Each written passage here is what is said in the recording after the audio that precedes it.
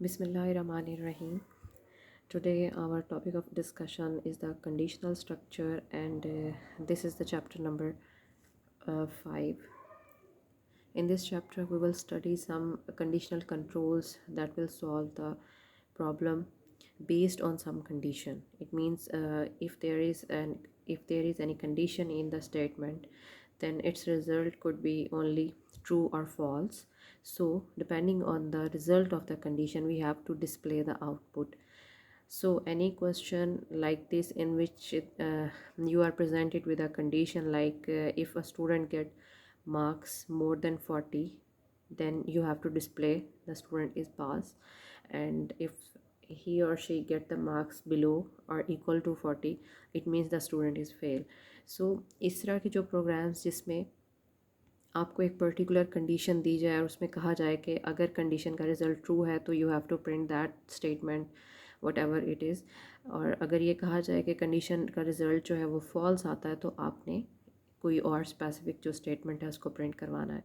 इससे पहले हमने सिक्वेंशियल स्ट्रक्चर को देखा था। सिक्वेंशियल स्ट्रक्चर में जितनी भी आपने स्टेटमेंट्स लिखी हैं, जिस सीक्वेंस में लिखी हैं, वो एग्जैक्टली उसी सीक्वेंस में जो है एग्जीक्यूट होती हैं, and no statement executes more than once and no statement is skipped.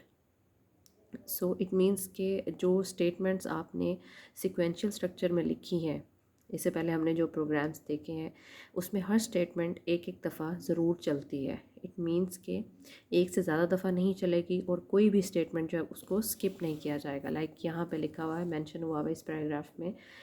But conditional जो है आपके पास स्ट्रक्चर, उसमें आपको एक पर्टिकुलर कंडीशन दी जाती है जिसकी बेस पे आपने किसी भी स्टेटमेंट को एग्जीक्यूट करवाना होता है। सो हम वो कंडीशन अपने प्रोग्राम में लिखेंगे, उसको अप्लाई करेंगे, और उसकी बेस पे अगर उसका रिज़ल्ट ट्रू है तो हम मेंशन करेंगे कि फ़लाँ स्टेटमेंट जो है उसको एग्जीक्यूट होना है, और अगर उसमें हमारी कंडीशन जो है फॉल्स है तो हम उसके अगेंस्ट कोई भी पर्टिकुलर स्टेटमेंट जो है या आउटपुट हम उसको डिस्प्ले करवाएंगे।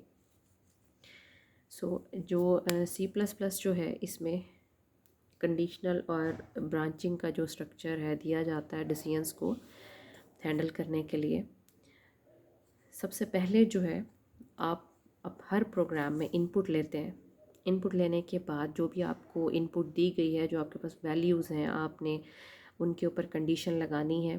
कंडीशन जो आप लगाएंगे उसने सेकंड नंबर पे, सेकंड से मुराद मैं पूरे प्रोग्राम के फ़्लो की बात कर रही हूँ। इट मीन्स कि आपने सबसे पहले यूज़र से इनपुट ली, मीन्स कि आपके पास वैल्यूज़ होनी चाहिए जिनके ऊपर आपने कंडीशन लगानी है। आपका जो कंट्रोल है वो कंडीशन को चेक करेगा।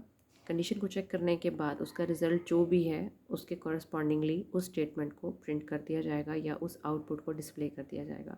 इसमें सबसे अहम बात जो है वो सबसे पहले ये है कि रिलेशनल ऑपरेटर्स लगाए जाते हैं। अब relational operators, as the name indicates, the operators which show the relation between two quantities और द टू वैल्यूज़। ऐसे ऑपरेटर्स जो कि कोई सी दो क्वांटिटीज़ के बिटवीन वही रिलेशन शो करते हैं। अब रिलेशन क्या हो सकता है? Whether first quantity is greater than the other second one, and like first quantity may be less than the second one, equals to second, not equals to second, less than और equal to, और greater than और equal to. इस तरह के जो हमारे पास operators हैं, ये सारे के सारे रिलेशनल ऑपरेटर्स कहलाते हैं, और इनका जो रिज़ल्ट है ये ट्रू या फॉल्स आता है। इट मीन्स कि ये कोई सी दो वैल्यूज़ का कंपैरिजन करते हैं, या कंपैरिजन करने पे जो है वो जो भी रिज़ल्ट होता है ट्रू या फॉल्स होता है, उसके कॉरस्पॉन्डिंगली जो स्टेटमेंट है उसको एग्जीक्यूट कर दिया जाता है। इसका मतलब ये हुआ है कि जो हमारी कंडीशन है उसको लिखने के लिए हमें कंडीशनल ऑपरेटर्स की, जिनको हम रिलेशनल ऑपरेटर्स भी कहते हैं, कंपैरिजन ऑपरेटर भी कहते हैं, उनकी ज़रूरत पड़ती है।